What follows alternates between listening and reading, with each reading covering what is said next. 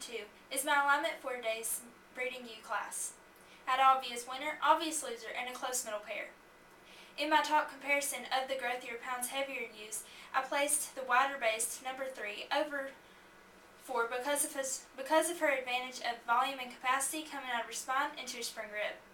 She also was wider at her base. However, I freely do admit that 4 was transitioned better from her neck into her head, allowing more femininity, but I still placed her second because she lacks the overall growth and was overpowered by the class winner today.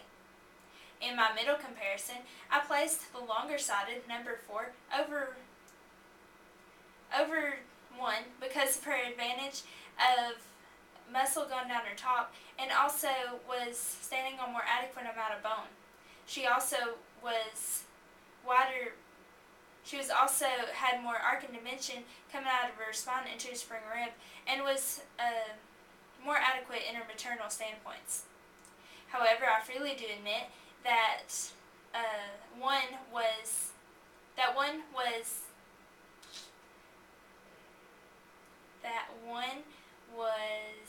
a leveler coming off her dock, but I still placed her third because she lacks the overall growth and also needed more muscle and capacity and volume in her skeleton to penetrate a higher placing in today's class. In my smaller outlined number 1 over 2 because of her advantage of by being the more voluminous ewe coming out of her spine into her spring rib, she also was staying more adequate amount of bone and was wider in her front. However, I freely do admit that 4 was skeletally extended and taller in her outline, but I still placed her last because she was the frailest made, weaker boned ewe and needed more muscle to penetrate a higher placing in today's class. Thank you.